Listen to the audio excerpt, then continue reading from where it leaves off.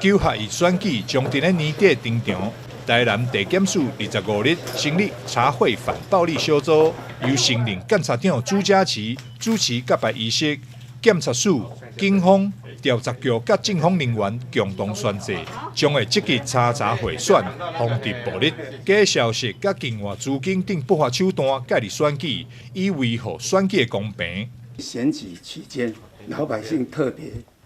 关心我们侦查机关能够好好的把关，不要让违法乱纪的事情，比如假信息，比如赌盘，比如暴力，这种不法行为来干扰选举，也不要让金钱不当的介入选举，影响影响选举的结果。所以，选举查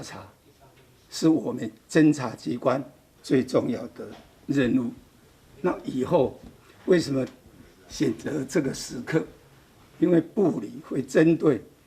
我们各地的状况跟各界的反应，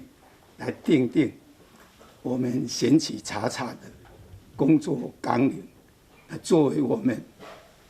查的准则。查获小组成立了后，相关单位随即伫台南地检署召开选举查获会议，强调将会贯彻端正选风、杜绝不法、严守行政中立、甲执法公正，来办理选举查。台南新闻张秀维采访报道。